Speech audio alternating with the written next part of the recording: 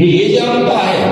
या वीरभद्र गया, थोड़ी देर में सबको यज्ञ का ध्वंस कर पूरी करके प्रजापति दक्ष को जो है और सिर तोड़ करके पूर्ण आहुति यज्ञ में सौंप दिया।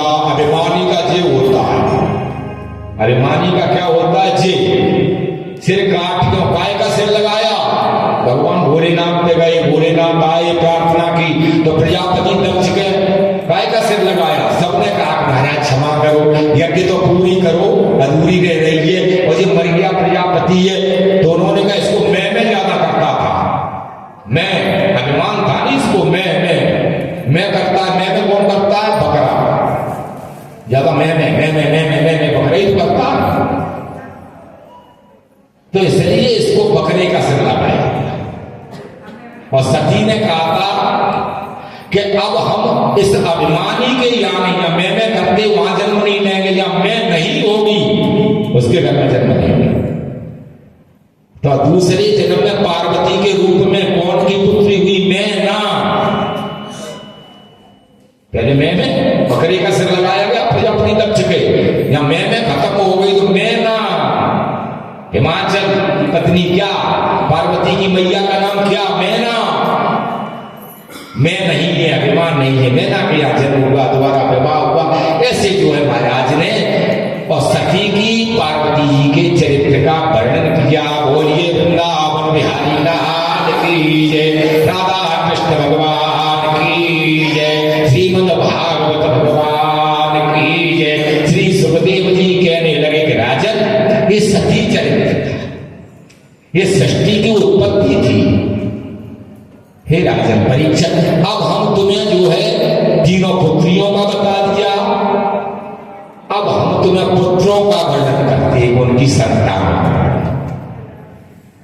अब हम उत्तानपाद और प्रिया, दो पुत्र है, 3 संतान पुत्री थी, तो उत्तानपाद और प्रिया के वर्णन करेंगे।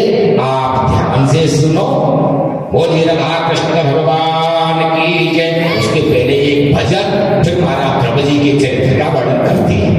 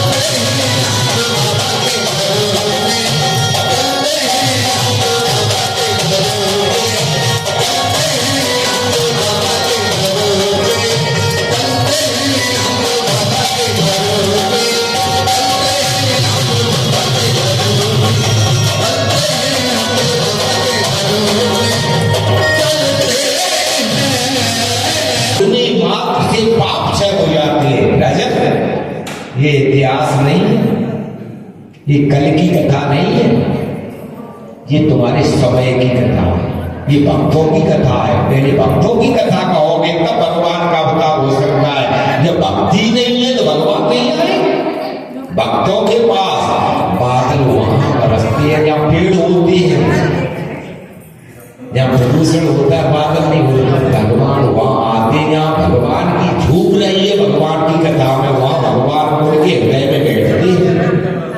जहां भक्त होते हैं वहां भगवान आते हैं, जहां दुष्ट होते हैं वहां दुष्ट आत्मा आते हैं। तब अब तुम्हें महाराज ध्रुव जी के चरित्र सुनाते हैं, ध्यान से सुनो। महाराज स्वयंभू मनु के दो पुत्र पैदा हुए, तीन पुत्रियों का वर्णन किया, वंश चला। अब दो पुत्रों का वर्णन करो। प्रियव्रतो उत्तान पादो सतरूपापते सुतो वासुदेवं कन्याया रक्षाम जगत स्थिता जाये उत्तान पादो सुनीति सुरचस्तयो सुरुच प्रेयसी पतिव्रतवा पतिव्रवो एकदा सुरुचि पुत्र मांगमारोप्य लालनम उत्तमं नागुष्यन्ति ध्रुवराजा विनन्दनः। ऐसा महाराज कहने लगे, प्रियव्रत और उत्तानपाद, बड़े उत्तानपाद के छोटे भाई प्रियव्रत कहे जाते।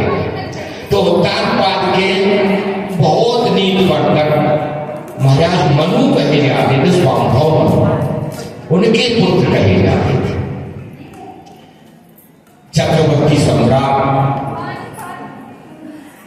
तो उनके दो रानियां कही जाती थी, सुरुचि प्रेयसी पत्नी सुनीति ना प्रियम ध्रुवा। सुरुचि और सुनीति। तो राजा सुरुचि पर ज्यादा प्यार करता था और सुनीति पर नहीं। सुरुचि की जो पुत्र पैदा हुआ उत्तमम नारुक्षन्ति और ध्रुव राजा विनंदता, ऐसा वर्णन किया है पाठ में। सुरुचि के द्वारा जो पुत्र पैदा हुआ, जो प्रेयसी थी महाराज की, उसका उत्तम, और सुनीति के द्वारा पुत्र पैदा हुआ, उसका नाम होगा ध्रुवम राजा विनंदता। ध्रुव उत्तानपाद जीवात्मा है, ध्यान रखो, उत्तानपाद जीवात्मा है। और जो बुद्धि होती है नहीं हमारी, वही हमें खींच के ले जाती है, चाहे अच्छे की तरफ चाहे बुरे की तरफ। तो जीवात्मा मन एक तो होती है सुनीति, एक होती है सुरुचि। सुनीति माने सुंदर नीति वाली, पहले अध्यात्म से शुरू, समाधि भाषा से हो बता के फिर वर्णन करते। सुनीति सुंदर नीति वाली, परंतु जीवात्मा सुंदर नीति पे कम, मन नीति पे कम चलता है। जानता है कि हम अन्याय कर रहे हैं, ऐसा कोई नहीं है महाराज, ऐसा कोई नहीं है जो नहीं जानता हो कि ये मेरी सीमा है, ये मैं सीमा रेखा को लांघ रहा हूं। ध्यान देना, सब जानते हैं कि जी हम गलत कर रहे हैं, सीमा रेखा को लांघ रहे हैं। और सीमा रेखा को सीता जी ने लांघा तो सीता जी सरीखी जाए करके वह सोने की लंका में जाए करके बंदी बन गई। सीमा रेखा को तो नीति कम अच्छी लगती है सब, क्यों? मन अनीति की तरफ जाता है, विषय भोगों की तरफ मान जाता है।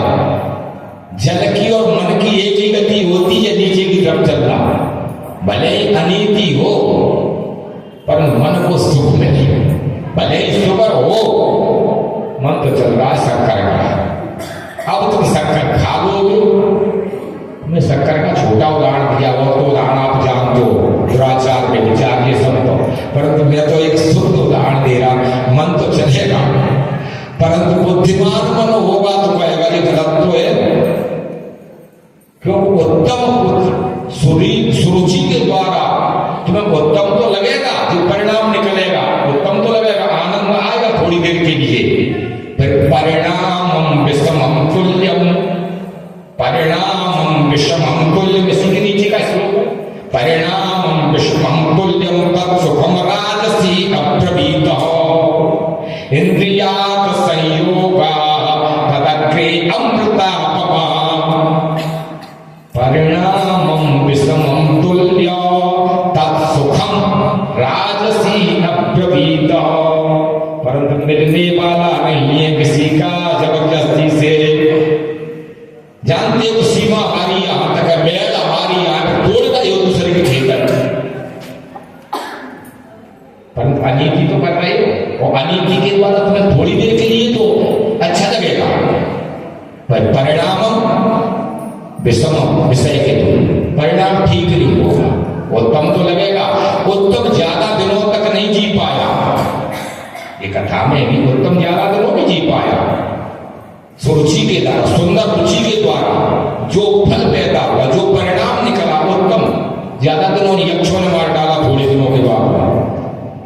और सुनीति सुंदर नीति के द्वारा भले ही तुम्हें सुख कम मिले, भले ही तुम्हें धन कम मिले अपनी नीति के द्वारा, परंतु वो तुम्हारी आवश्यकता के लिए बहुत है। यदि तुम्हें सुंदर नीति आ जाएगी तो दो बात आ जाएगी, शांति। क्यों शांति? जितना प्राप्त है उतना पर्याप्त है, बस जितना हमें प्राप्त है उतना हमें पर्याप्त, जितना हमको दिया है। और दूसरी बात क्या, जितना हमारे प्रारब्ध में लिखा है वो दौड़ के आएगा, क्या मर रहे हो? जो तुम्हारे प्रारब्ध में है तुम पे दौड़ के भाग के आएगा, समय से पहले और भाग से ज्यादा कुछ नहीं मिलने वाला। करो नहीं खूब, समय से पहले भाग से ज्यादा किसी को न मिला न मिलेगा। तो हम सुनीति के द्वारा जो परिणाम निकला वो दृढ़, अटल, सत्य, कहने में भी तो अच्छा लगे, मैंने ये काम किया, अच्छे काम को कहने में भी तुम काय को सराहना दूसरे भी करेंगे, बहुत अच्छा काम किया। अब दुष्ट है वो बात तो अलग है, अच्छे बुरे सब होते हैं, परंतु अच्छे व्यक्ति तो कहेंगे बहुत अच्छा किया, अच्छा आदमी, ये तो भला आदमी है, ये तो अच्छा बोलता है, भला बोलता है। क्यों? और दुष्टों के लिए ध्यान रखो, वो तो कम ही देखेंगे। दो पक्ष होते हैं, दो पक्ष, एक ही व्यक्ति है। परिणाम विषमम तुल्य, बात कर रहा हूं। जो दुष्ट पुरुष होते हैं वो तो कम ही देखते हैं, किसी भी चीज में उन्हें कमी देखना है। एक छोटा सा उदाहरण देखते हैं कि एक गिलास भरा हुआ है, माना लंबा नहीं खींचे, आधा भरा है। एक निगेटिविटी वाले को पूछा गया तो बताओ इस गिलास में जल कितना है, तो जिसके पास नकारात्मक सोच है, निगेटिविटी है, कमी निकालने वाला को कहेगा आधा गिलास खाली है, क्योंकि उसको खाली दिखता है, वो देखेगा खाली, और वही बात वो बात बोल रहा है, ठीक बोल रहा है, आधा गिलास खाली है। और दूसरा बोलेगा, पूछा कि भैया बताओ तो ये गिलास में कितना जल है, तो वो कहेगा आधा खाली है, और वो कहेगा आधा भरा हुआ। बात सत्य बोल रहे हैं, फिर सोच है, एक ही पॉजिटिविटी और एक ही निगेटिविटी। एक पॉजिटिव बोलेगा, एक नकारात्मक सोचेगा, एक अनुकूल मनन करेगा, नहीं नहीं ठीक है बढ़िया, अरे बढ़िया तो वो महान व्यक्ति है, वो सुनीति है, वो सुंदर नीति वाला है, उसकी बुद्धि भेद बुद्धि नहीं, उसकी अभेद बुद्धि है। समझ सकते कैसे समझे? भेद बुद्धि नहीं, वो अभेद बुद्धि वाला है, और वो लंबी अवधि को जीएगा, वो यशस्वी बनेगा, वो गुणगान किए जाए, वो कथा बनेगी उसकी दृढ़ की, वो अटल रहेगा, वो सत्य रहेगा, नीति वाला अच्छा व्यक्ति। मर के भी ऐसे समझे, मर के भी नाम चला जाएगा, अमर हो जाओगे, मर के भी अमर हो जाएंगे।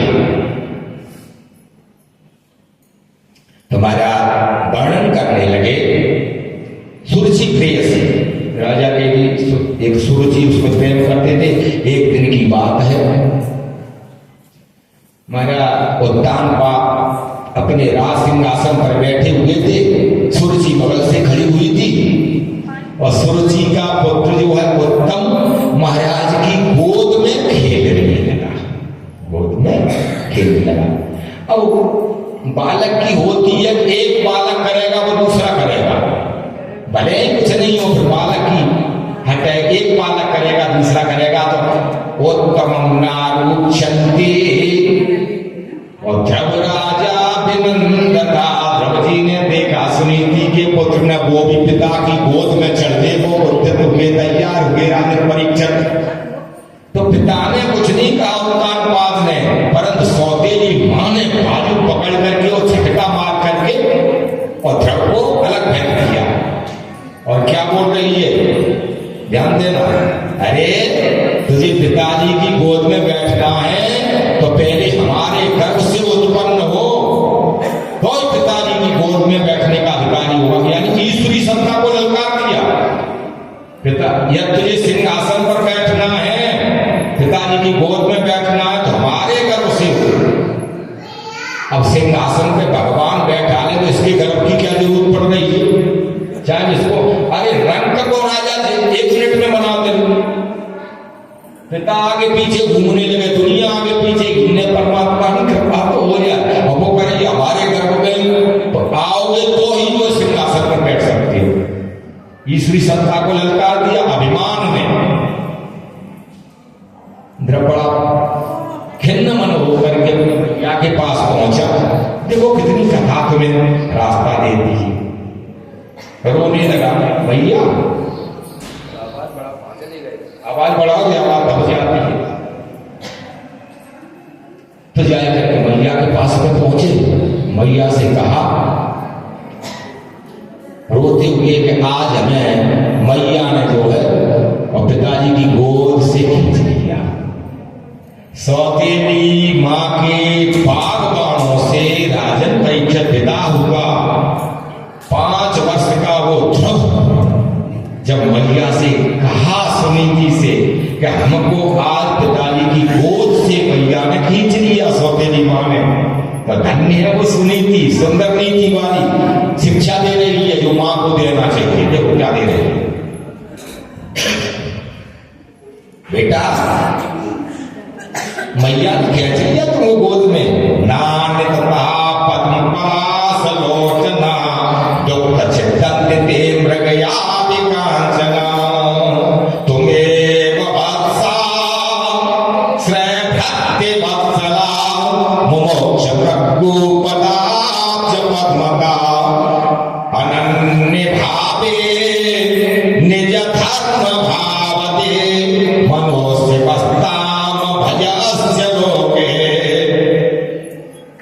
कहने लगी, बेटा तुम्हें वत्सा श्रेभ्राते वत्सला, बेटा क्या पिताजी की गोद में बैठना है, समझ आए तो उसने ऐसा नहीं किया कि तुम्हारी मां बुरी है, ऐसा समझाती नहीं, बुराई नहीं की। बेटा अरे क्या बैठना पिता की गोद में, या तुम बैठ नहीं है तो परम पिता की गोद में बैठो। क्या कह रही है? परम पिता की गोद में बैठो। श्रेभ्रति वत्सला मोक्ष प्रभ्यु पदाब्ज पद्मतः, और भगवान की चरण शरण में जाओ। बैठना है तो उस परम पिता की गोद में बैठो जब महापुरुष गए हैं, और इस परम पिता की गोद में बैठ गए तो दुनिया तुम्हें और यश कीर्ति गाने लगेगी। शिक्षा ने दी, पाठ नहीं किया, बुराई नहीं की, केवल तुम बड़े बन के दिखाओ। तुम पिताजी की तरफ कहां चलो? भगवान की तरफ चलो, संस्कार की तरफ नहीं धकेला। मां होगी सही तो मातृभाषा, मातृ ज्ञान, माता पहली गुरु, ऐसी शिक्षा दे आपस में बैर न बढ़ाए। देरानी जेठानी इसकी बैर, उसका जो मां ने कह दिया नहीं तो बच्चा जानता नहीं, आपस में विरोध हो जाएगा। छोटे बच्चे कोरे कागज होते हैं, ध्यान रखो। या छोटे बच्चे के कोरे कागज पर तुमने जो लिख दिया सो लिख जाएगा। बच्चों को निरुत्साह न करे कभी भी, बच्चों को डांटे नहीं, बच्चों को फटकारे नहीं, बच्चों की तुलना दूसरे बच्चे से न करे, नहीं भावना आ जाती है। बच्चों को ऐसा तुम गरीब हो अमीर हो ऐसा कहो ही मत। बेटा आश्रयदाता भक्त वत्सल भगवान है, तुम भगवान का भजन करो। भगवान की तरफ भक्ति स्वरूपा सुनीति ने अपने पुत्र को भगवान की तरफ धकेल दिया, और ये भी नहीं पूछा कि जंगल की तरफ 5 वर्ष का बालक तपस्या करने जाएगा, रक्षा कौन करेगा, कौन खिलाएगा, कौन पिलाएगा। धन्य सुनीति जानती थी कि जिसके सहारे पे जा रहे हैं रक्षा वो करता है, रक्षा वो करेगा। हमें चिंता नहीं उसकी, उसे चिंता हमारी है। हमें चिंता नहीं उसकी, उसे चिंता हमारी है। हमारी नाव का मालिक सुदर्शन चक्र, चक्रधारी नहीं है।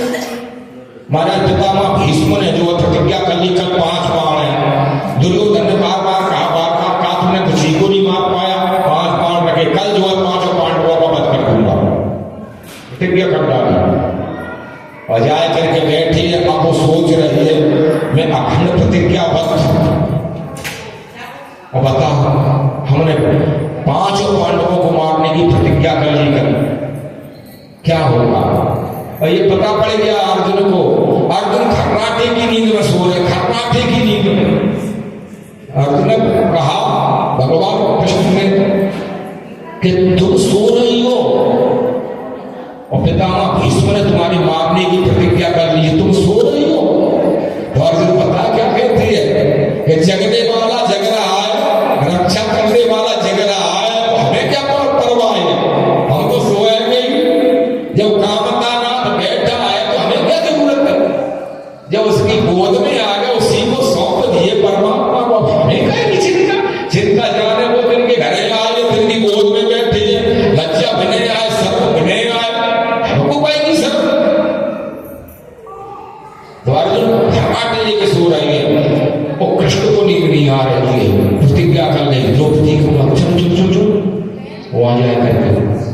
अब वो तो बड़े ध्यान में वैसे बैठे थे, बड़े सोच में, अशांत चित्त महाराज पितामह भीष्म को जाए करके पहुंचे, चलो हमारे साथ क्या करो, कुछ नहीं तुम्हारी दासी के कपड़े है, दासी के कपड़े तो हमें दे दो, हम तुम्हारी दासी बन के चलते। दासी के कपड़े पहने द्रौपदी के साथ में महाराज चले भीष्म पितामह के शयन कक्ष में, शयनागार में। जैसे ही पहुंचे चप्पलें खटपट हो रही थी द्रौपदी की, चप्पल उतारो, चप्पल उतारो। क्यों आवाज करेगी तो तुम आंखें ऊंच नीचे खोल देंगे, खोल के तुम्हें देख लेंगे। चप्पल उतारो, चप्पल हाथ में अपने पीताम्बर में पकड़ के। धन्य है वो परमात्मा लेकर के पहुंचे और प्रणाम करो चुपचाप। अब वो तो बड़े ध्यान मग्न में, अब जैसे ही चरणों में गिरी, बोलना मत चरणों में गिर गया, जैसे चरणों में गई तो महाराज पितामह भीष्म ने जाना दुर्योधन की पत्नी भानुमति है, जब वो शिविर में काय को आएगी, द्रौपदी दूसरे शिविर में काय को आएगी, भानुमति शायद आई होगी, वो प्रणाम कर रही है, तो उसने क्या कह दिया, द्रौपदी सौभाग्यवती भव, बोल दिया। परमात्मा ने रक्षा की, परमात्मा रक्षक सेवक बन गया, परमात्मा चप्पल ले लिया, सौभाग्यवती भव। आंखें खोल के देखेंगे, पितामह आंखें खोल के देखो, द्रौपदी खड़ी, तब उन्होंने कहा तुमको लाया या कौन हमसे बुला, तुम आई नहीं सकती थी क्या, तुम्हें लाया कौन है, कन्हैया होगा, भगवान कृष्ण चले जाए करके जैसे चप्पल दवाई देखी, धन्य तुम्हें कृष्ण, बताओ अब हम क्या करें, कि सौभाग्यवती बाबा सत्य है, 5 पांडवों को मारेंगे तो सत्य, क्या करें, कौन सा सत्य रखे, तो उन्होंने कहा भगवान कृष्ण के तुम्हें ही मर गया, जरूर पर प्रतिज्ञा गई, जरूरी है तुम्हें तो मरना ही है, देखो हमसे क्या कह रहे ऐसी बेचूरी को डर वो नहीं है, संकोचनी को कहूँगा किसी से कहूँ तुम्हें मार सैया को तजिया, जब असाध्य है कहिए कौन मार रहे कहते जितना है मारते, तो महाराज धन्य है वो परमात्मा में किसी तरीके से तुम्हारी रक्षा करेगा, यदि परमात्मा की चरण शरण में। सुनीति को चिंता नहीं, जल्दी थी पुत्र चल देता हुआ, क्या तो परम पिता की गोद में बैठे, तुम चल दो भगवान की तरफ, तुम मन बना लो, रक्षा तो भगवान करता है, गुरु तो भगवान भेज देता, तुम पूजा करो, उल्टी सुल्टी कैसे भी करो, शुरू करो, बताने वाला कोई आ जाएगा, पहले करो तो, पूजा ही नहीं करोगे तो बता दो, अरे उल्टी करो सीधी करो, पहले करना तो सीखो, व्रत धारण करना तो सीखो, कथा नहीं समझ में आए कोई जरूरी नहीं है, कोई समझ में आए तो कथा तो बहुत ऊंचा स्तर होती है, नहीं कोई बात नहीं है, अरे जा गंगा में कथा गंगा में उल्टे सुल्टे सो नहीं गिर जा, कभी कभार सोए ले, कभी कभार जग तो जाओ, कभी झपका लग जाओ, कभी तो जगोगे उल्टे सुल्टे भाव से, कुभाव से, अनग से, आलस से, कैसी भी कथा सुनोगे तो परमात्मा की कथा का प्रभाव है, ये तुम्हारा प्रभाव नहीं, गंगा का प्रभाव है, कथा गंगा का प्रभाव, कैसे तुम्हें वहां में डाल दे तो भीग तो जाओगे, स्नान तो हो जाएंगे, तो वो प्रभाव अपना पूरा डालेगा। द्रौपदी चले, देवर्षि नारद जी को पता लगा द्रौपदी चल रही है, भेज दिए भगवान ने, जाओ नारद जी रक्षा करो, तो वो चली दिया, तो नारद जी बीड़ा बजाते हुए महाराज ध्रुव के पास में पहुंचे परीक्षा करने के लिए, नारदस्येदुपाकर्ण्याम ज्ञात्वा कस्यचिकीर्षितः स्पृष्ट्वा मूर्त अग्नि